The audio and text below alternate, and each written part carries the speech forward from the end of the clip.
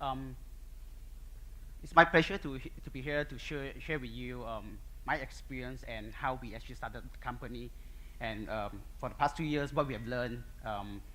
Um, so today, I'm going to share with you basically who we are and how we started the company, and then producing and publishing our first titles. From there, and share with you what we learned from the first producing and publishing, followed by our second and third games. The second game is Sporos. The third game is Alien Hive.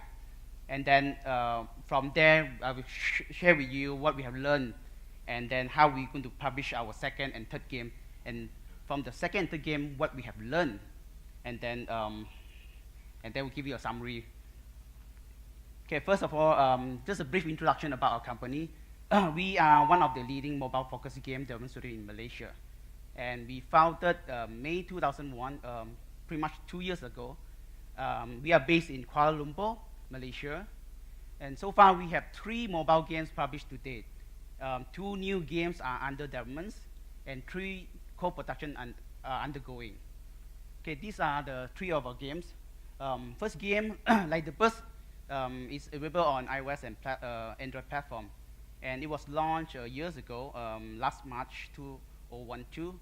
And at the moment, it's still selling on iOS for $299. And the game was published by Bulky Pigs. And our second game is called Sporos, and it's also available on 2 platforms. And it was just launched recently, 3 months ago. And it's a premium. And we do our self-publishing. And our third game, Alien Hive, it was just launched 2 months ago, and it's premium, and we do self-publishing as well. Okay, so how we started? Funding, you can't do without money. Sorry. So for us, to build a company, we need to find a investor. So, but always find an investor who actually passionate and understand about gaming industry. You guys are in the game industry, you know how tough it is. Okay. When you have the money or capital, you find your core teams. That's how we started. We have to find the core team, the most talented people you can find around you. So we started with a team of 4 from various backgrounds. So we have a designer, we have artists, we have programmers. From there, we have to find space. So we are fortunate enough that in Malaysia, they provide incubations. So we actually started our studio in a 100 square feet incubations office sponsored by MDEC. It's a Malaysia government agency. So it really helped us to bring down our operation costs. So that's the beginning of our first journeys. Okay, just to show a little bit of our office.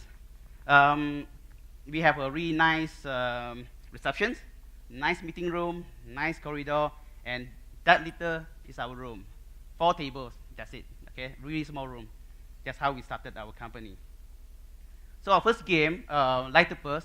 I'm not going to talk too much on Lightopus since it's our old games years ago. I put more on our latest games. Anyway, Lightopus, basically the mission is to rescue the young Lightopus and free them from the abyss monster seal zones. Okay, how we started. Okay, as our first game, we really want to make something that's totally unique and innovative. That is very important for us to stand up from the crowd.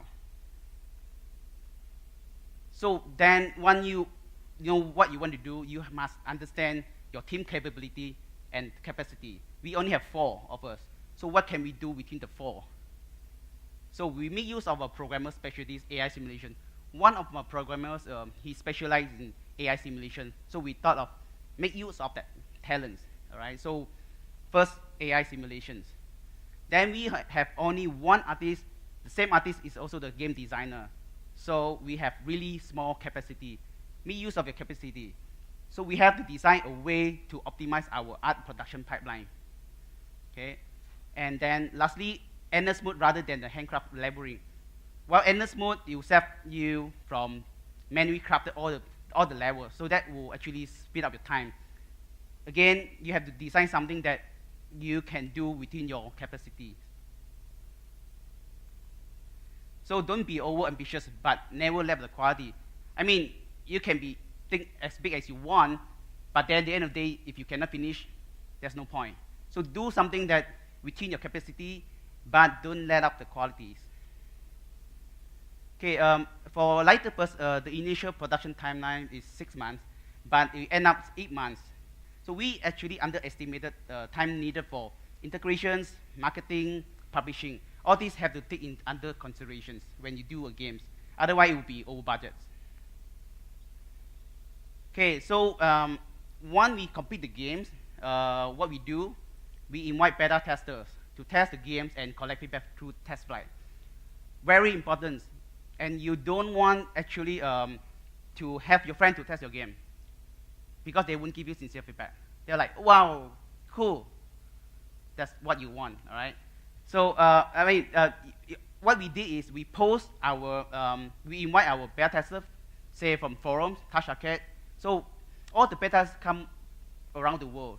So they will actually give you sincere feedback. They don't like it, they will say, this is not working, that not working. So from there, you actually can improve your games. Very important.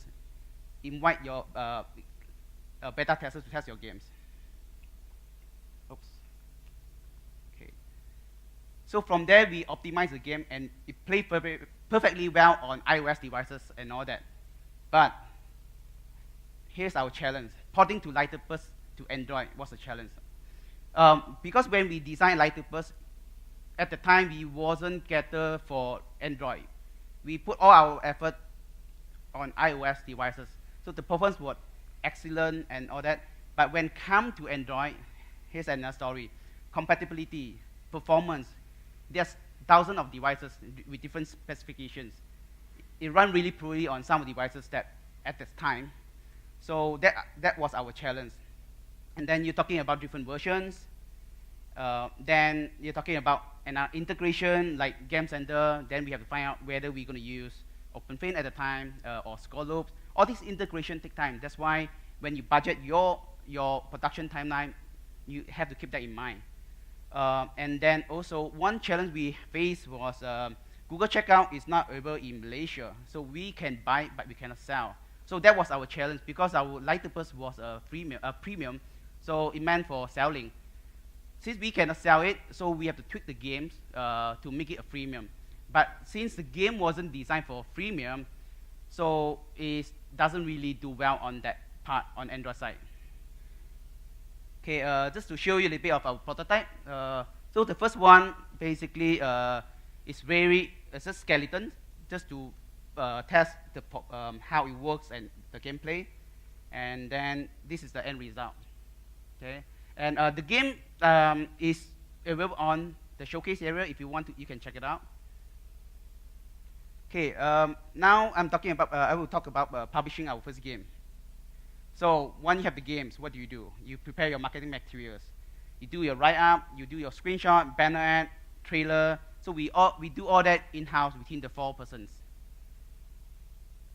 Okay, when you have all that, then we have to decide, well, how we going to do it? How we going to market it? So to use a publisher or not to use a publisher? But I mean, at the time we have no experience, so we decided to pick a publisher. So we identify the publisher. We have a list, write to them, pitch to them, show them the trailer and all that. So you have to prepare all this material beforehand. So the result, we were approached by quite a few number of publishers. So then we nailed down to one. Okay, here's another challenge. Upon request from the publisher, we spend additional money to meet their requirements. So every publisher, they have their own requirements. In our case, they recommend us to integrate Apple new features. At the time, Apple just launched iCloud and AirPlay.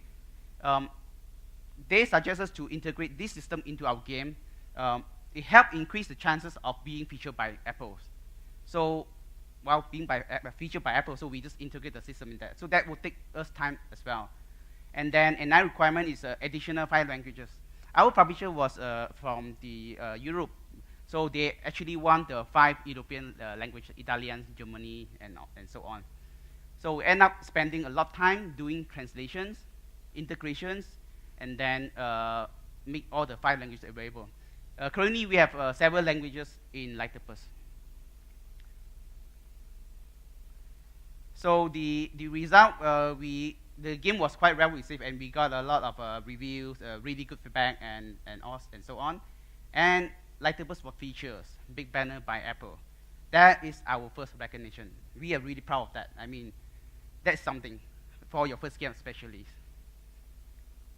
Okay, so what we learned, okay, from publishing our first game. So the advantage of using publishers, hassle-free. So for us, we have no experience, so we just let them do it. That's hassle-free. And we also want to tap on their brand and existing user base. So for indie, when you produce a first game, and nobody know you, so for them it's like, oh, Chilingos and so on. Immediately, people will trust the brand and they will download the game. So that is one of the advantage. And then there's no upfront marketing cost. For indie, you finish the game, what's next? You have to publish it, you have to market it. That is the cost, all right? So working with publisher, you save the cost. So what are these disadvantages of using publishers, okay? You have to comply with their requirements. So in our case, again, it was the 5 languages. That took us quite some time, okay? And then little control over publishing schedule and contents because it's all under their control. One thing that we kind of find out is whenever we want to update a description, let's say, for example, when you receive a review, a really good review, and you thought you want to put like, oh, 5-star review by who, and those updating the description, you would say, well, you can actually update immediately, but for publisher, they have so many things to do, and when we send them the description that, can you help us to update the descriptions, it will take them like 3 days to 5 days, okay? So that is one of the disadvantage. And lastly, they lost focus quickly when the game does not sell and well received. What I mean is, if your game, when they publish your game, they will push really hard and to push it to market. But as soon as the game doesn't hit or doesn't do well, they're not going to do anything, okay? Because they have so many games in their line, so they're going to push the new game every 2 weeks. And then if your game doesn't do well, and that's it. There's not much thing you can do, okay? So that's one thing. Okay, so what we learned, budget your time for marketing and publishing, okay? That is, don't just do a game and, hey, I'm going to upload it to App Store or Google Play. It's not going to happen, all right? So you have to do marketing, but so you have to budget that time into your projections. Okay, so what we learned, Android market, compatibility issues. There's so many devices, okay?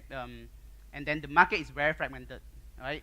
So you have Google Play, and if to penetrate Korea, Japan, and China market, there are like thousands of stores, all right? So you have to work with them, and the time needed to integrate their SDK for the payment system, that really takes a lot of time. For iOS, it's one store, that's it. And plan ahead Android porting during demos.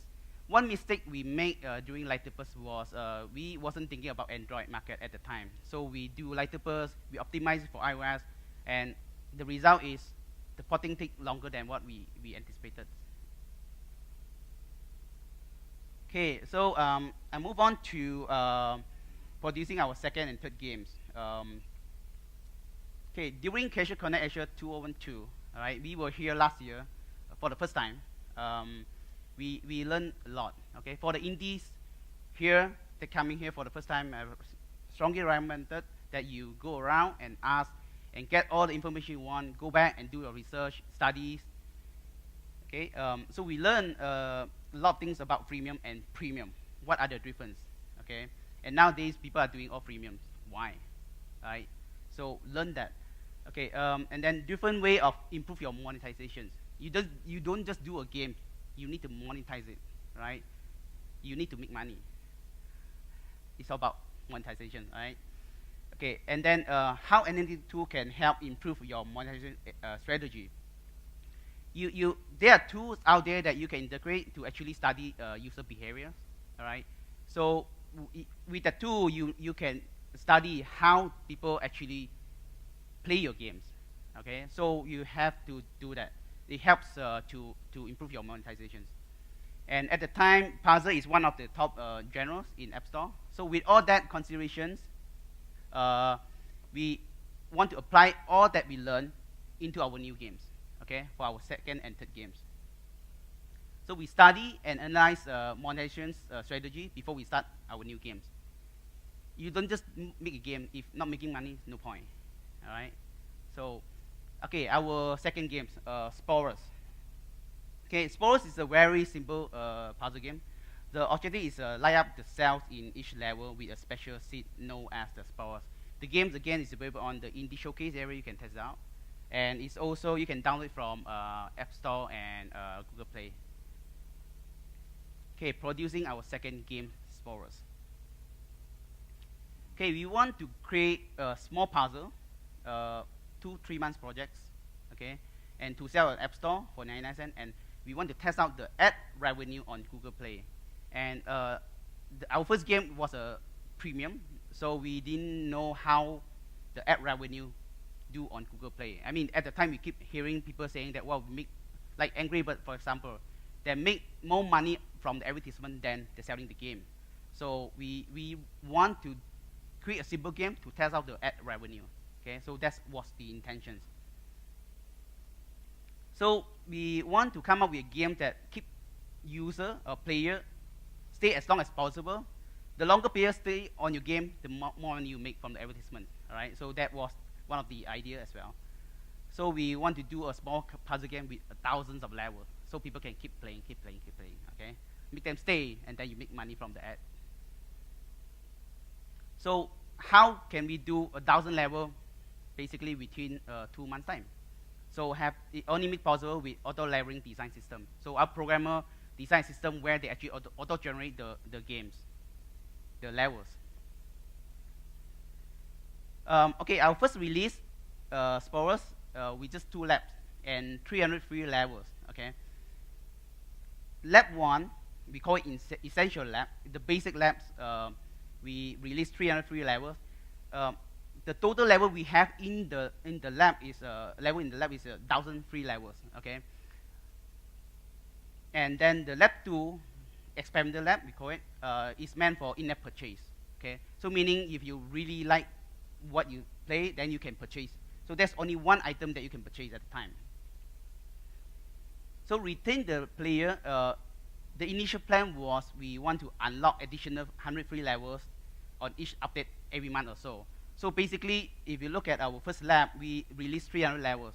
The intention is every update we release a new free 100 levels so people can come back and play the games. All right. So we have total of 1,000. So meaning every month we release 100, 100, 100. So we keep them playing for I don't know, maybe 6 month time. Okay. So that was the idea when we do Sporos. Okay, so, but the game was very well received, but quickly we realized the monetization was really poor. Okay, well, we only have 1 in-app purchase. Well, 2 actually with hints. 2 in-app purchase, and we generate revenue, some revenue from the advertisement. Not so well. Okay. So what we have done wrong? So we have to quickly analyze what we have done wrong. Okay, we are giving away too many levels. Okay, so meanings we give it 300 levels. Very quickly, player finish 300 level. They're like, okay, that's it for me. You know, 300 level is a lot, and not to mention we're going to release additional 100 level every month. Imagine that, right? People will give up very quickly. So we thought, well, since we have so many levels, what do we do? Okay, so we have to improve the monetization by adding more content. How do we add more content? So we split the levels. Okay, split the labs into basic and pro level. Since we already have 1,000 levels, hey, why we give away all? So we can split it and we sell it. Okay, so the essential lab basics, we have 500 levels for free. So we split the balance of 500 level as a pro levels, as a one of a in-app purchase. Okay, and then for same goes with the experimental lab basic. We also have 600 levels, but now we split it. We only give away 300 levels for basic and pro lab. So you create more items. sell, okay? So on top of that, we also create additional 2 new labs with different gameplay. So that add up more contents. So end up we have 4 labs, okay, with different gameplay, and each lab we have basic and advanced level. So all of a sudden we have 8 labs, okay. So we have to create more contents, and we now have total of 7 labs. That's 1 lab essential, basic is free. So we have now 7 labs plus hint in-app purchase. So all of a sudden you have to think about it, how you can improve your monetization. All of a sudden now we have 7 items. So the result, we get 20 times the revenue. Okay, immediately you see the result. And we still generate revenue from the advertisement because we're still giving away 500 level. That's plenty already. That keep people playing the game. So on top of that, we also have 7 items for sale. When people like your game, they will keep buying. So we have players that actually buy all lab in one shot because they really like your games. All right. So imagine if you only have 1 item, they're like, okay, buy. That's it. Now that we have 7 items, people are going to buy all your games, all your labs if they like your games. Okay. As a result, again, our games got quite a well-received review from CNET, MacLife, Pocket Gamer, and so on. And again, it was featured by Google's big banner. That's another recognition for us. Big one. So, and as a result, we now have exceeds 2 million downloads for Sporos. Okay, moving forward, for Sporos, we're going to port it to Amazon. Amazon is available already. We actually released it 2 weeks ago, and we're going to port it to BlackBerry and so on, depending on how well it does on the other markets. And then we also going to publish the game in China, Japan, and Korea. So this is the screenshot. We start out with the essential lab, very basic. You just fill up the cell, and then the experimental. Basically, you have a driven gameplay. You can test out in this showcase area, and then the additional lab, we come up with a new concept that, for example, explorations and lab is basically a portals, right? You kind of hard to explain in the slide, but again, you are very welcome to visit our showcase area. Okay, now come to our third games, Alien Hive. Okay, it's a blending match tree with sliding tiles puzzle. Okay, you swipe tiles to make matches, combine eggs to hatch cute baby aliens, and then help them to fully evolve into superior aliens. Okay, it's a match tree game, but evolve new elements. Okay, so we wanted to create a freemium and origin title in overcrowded match tree puzzle genres. There are so many match tree, right? I mean, all the control methods are same. Match tree, you get score, and so on. So we want to create something more unique. Okay, that's why we have a few criteria when we design the game. Okay, we want to create a unique evolution puzzle. So a match tree and evolve a new elements. That's one. Okay, and then we also want to implement some resource management. You don't just match tree and get score. You match tree, you get something, then you manage it. Okay, and then also a hybrid of match tree and sliding puzzle. We want to make it unique, that not like any other puzzle game. You just swap. So it's a sliding mechanics. And then when we have the concept, we want to think about the theme. Okay, it can be building houses, it can be building planet, and so on. And we end up choosing Alien Hive. Well, simple reasons. Our game designers love aliens creatures. Okay, if you look at Lightopus, aliens, monster. Alien Hive, you can't stay away from that. Okay, that's really our trademark. Okay, one thing is that you cannot predict player going to like your games. There's no way. Okay, I mean, especially with the new game idea and mechanics. But at least yourself, as a game designer, like and be confident with the game you're making. That's very important. Otherwise, how do you expect people going to like your games, right?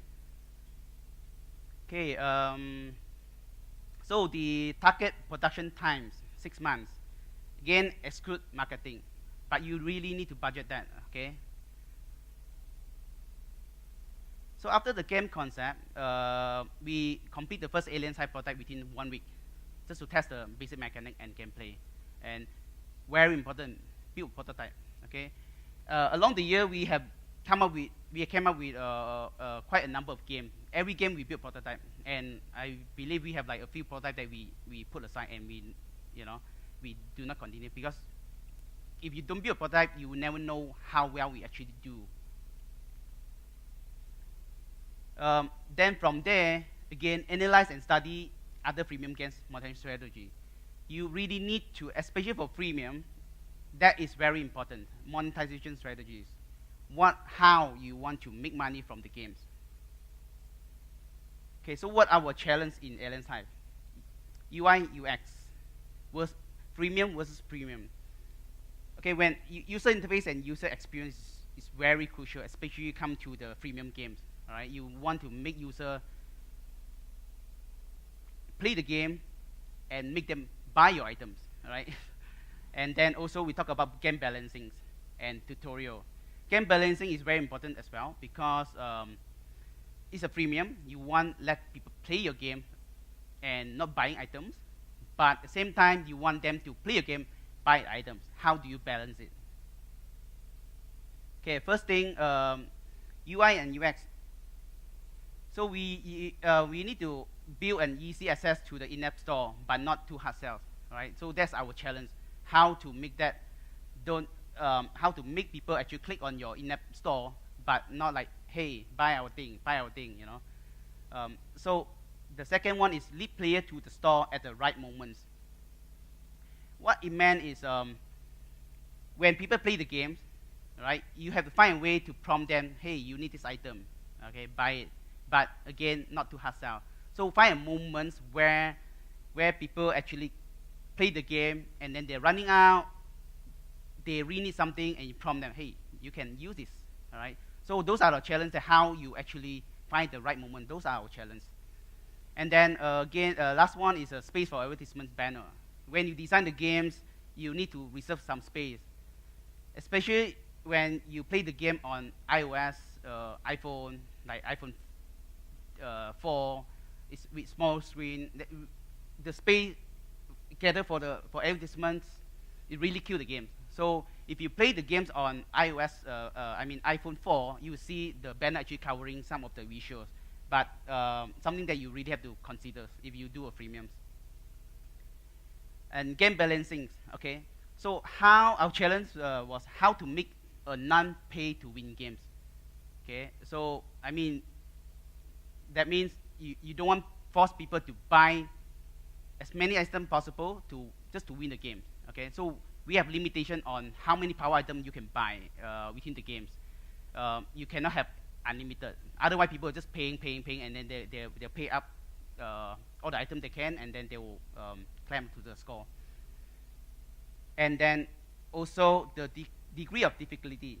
Okay, you can never make everyone happy. So we have, when we make the games, if it's too easy, you're not going to make money. People can play for free. If you make it too hard, people are like saying like, dude, you guys are cheating. You know, it's too hard. You can't even advance. You force us to buy things. So those are our challenge. How to balance it in between, and I think we did it quite well. We got a lot of feedback and review. People are saying like, dude, your game is really hard, but we love it. You know, those are things that we want. All right. Basically, you get them addicted like so hard, but we like it, and the moment they like it, they will buy your items. Okay, and then also constantly analyze and tweak the game balancing based on the analytics of the player behaviors. So we have something built in the games, analytic tools. When we publish it, we actually monitor our user behavior from the analytic tools. We can analyze how people react to the games, and basically what I'm saying is how many people actually play through level 2 and then they quit and they never come back. Level 3, they never come back. So if you have that statistic, meaning if majority of people, they actually play level 2 and they give up, means your game is too hard, right? So we have to constantly monitor and tweak it and then make an update, so that let new user have a different experience. So that is very important. So analyze that. Okay, our last challenge was the tutorial. We planned our tutorial after we complete the games. Okay, it was a mistake. It was a mistake because we are talking about. So the challenge was to squeeze in the tutorial, because we recomplete the game. Now we suddenly like, oh yes, tutorial, how we gonna do it? Because we wasn't designed in the system, so we have to squeeze in. Okay, so what we should have done was to plan the tutorial during the development time. So that is something that we learned, very important. Okay, and then how you actually blend your tutorial into the games. Okay, so that as a first-time user, the moment they play your games, you guide them through. Okay, that was very difficult. You want to guide them through the game between maybe a few minutes. If they get lost, they're probably just going to leave the game. It's a premium, come and go users. I mean, there are tons of premium games there. If they don't get it, they don't get it. They will just quit. So that was one of our challenges as well, how to do that. Okay, again, when we complete the game, we publish it. Again, we received quite a well positive review. And again, it was featured by Apple. Okay, but this time it's not a big banner. It's a new and noteworthy. So our third recognitions. Okay, after that, to capture broaden audience. Okay, we got a lot of feedback from users. They like the game, they like the art and all that, but they don't like the slow-paced puzzle. Okay, it's like, wow, can you guys do something like Candy Crush? You know, fast-paced and all that. So that made us thinking, and so in the latest update, we create a Blitz mode. Okay, that actually capture the broader audience who actually like fast-paced puzzle games with the same concept.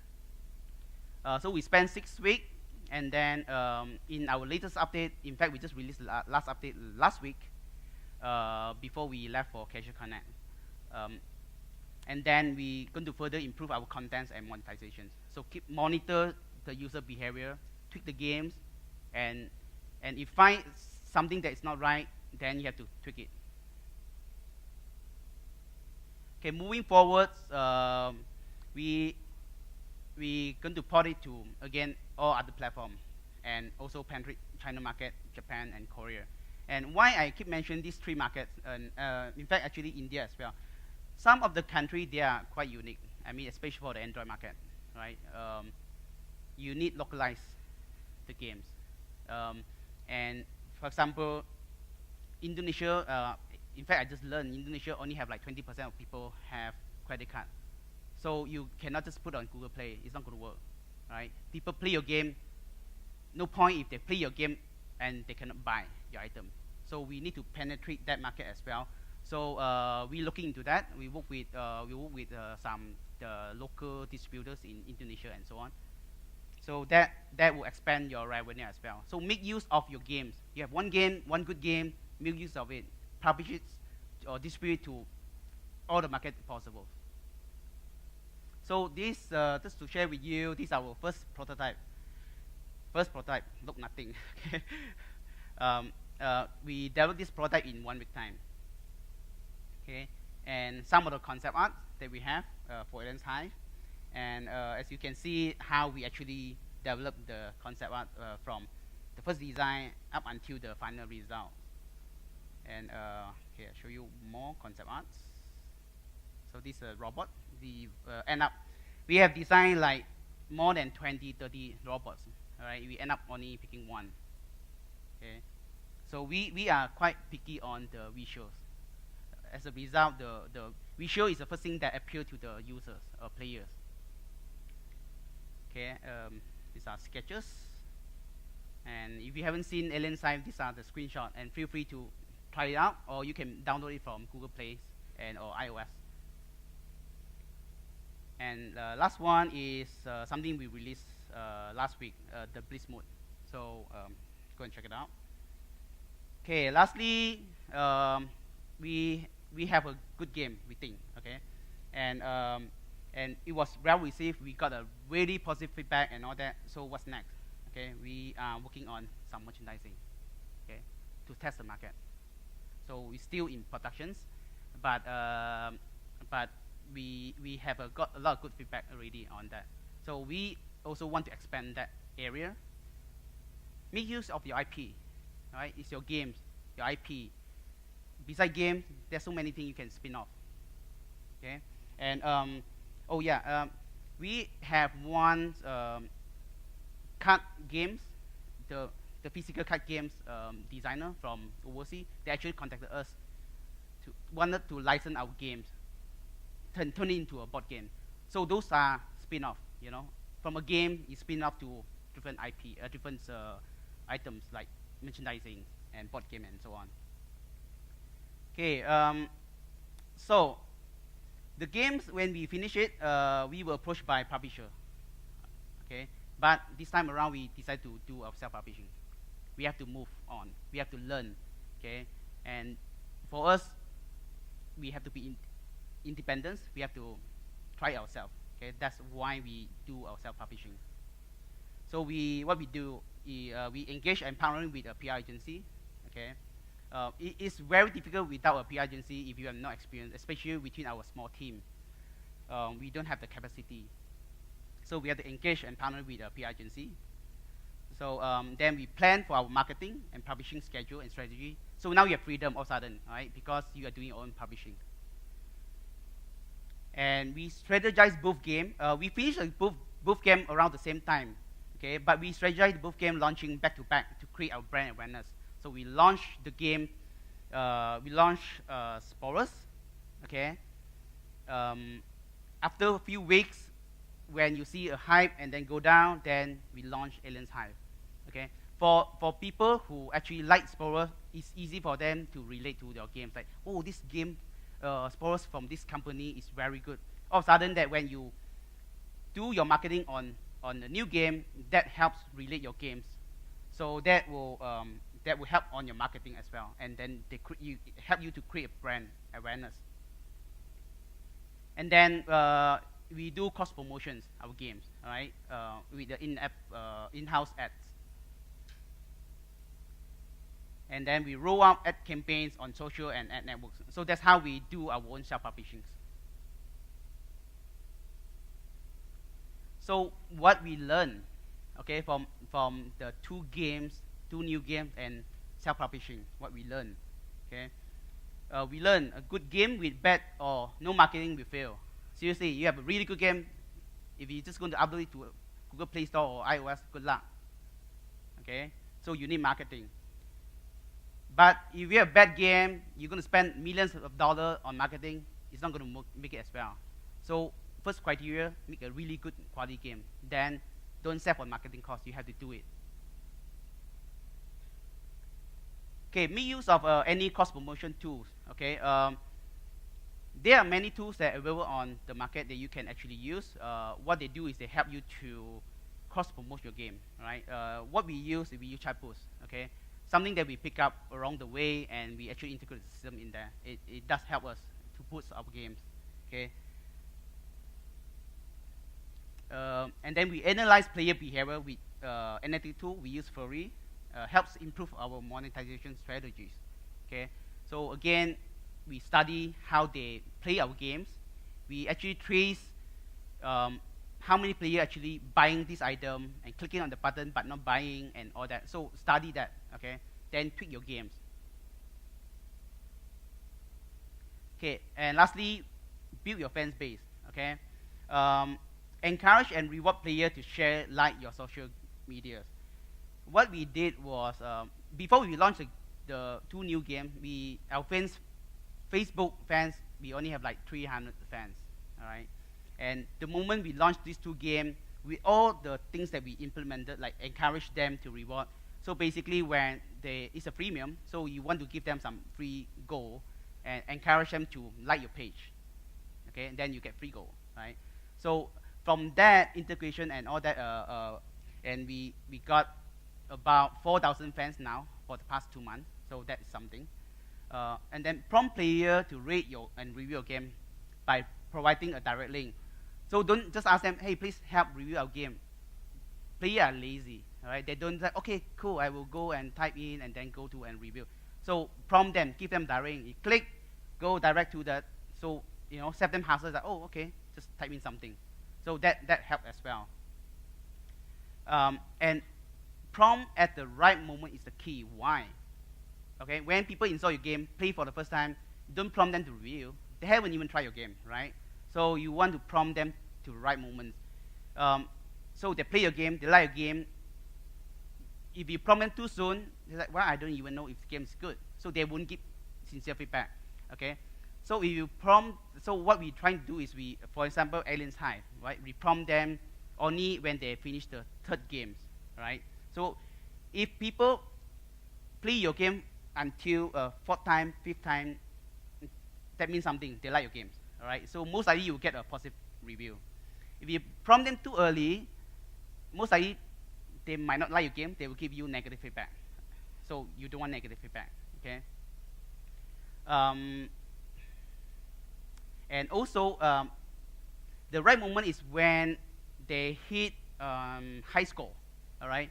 So we also cater that, okay, they play for third level, means they like your game, but also when they hit a high score, okay? Third level doesn't mean you prompt them and, hey, review. If the moment they hit a really low score, it's like, they don't have the mood to give you a good review, okay? So build that in as well. So when they hit a high score, most people are like, oh, cool, wow, I love the game. And then most likely they will give you a good feedback, okay? So those are the key. Okay, so summary, just to recap what we have learned. Okay, so like and be confident with the game you're making, okay, very important. Understand your team capability. Don't be over ambitious, but never give a quality. Okay, so if you think too big, you can never complete the game. No point. And always budget time for integration, publishing, and marketing. Okay. Analyze and study monetizations as part of a game design. Don't just design a game. If the game not making money, no point. Right. So design the monetization as part of your games. And also, when you have the game, invite beta tester to test and comment your game. Okay. For us, in our case, we only have 4 in the team. For us, we play the game every time. I mean, every day. So for us, it's very hard to judge whether the game too difficult, too easy, what's wrong. So invite beta tester. Work with publisher if you are not sure how to market it. Okay. Either you market yourself or work with a publisher. Don't just finish the game and put it on store. It's not going to work. And find ways to cross-promote your game. Very important. You have a few games, why not cross-promote your games? Okay? And build a fan base. And lastly, analyze player behavior with analytic tools. Okay? And continue to improve your games. Okay? So moving forward, okay, we are paving our way to success. Okay? We're getting there. We are trying. We are expanding our team, and we are building our own marketing team because it's part of the team. Every game you have to do marketing. And we are now partnering with game developers to co-produce and publishing games. Thank you. That's the end of my presentations.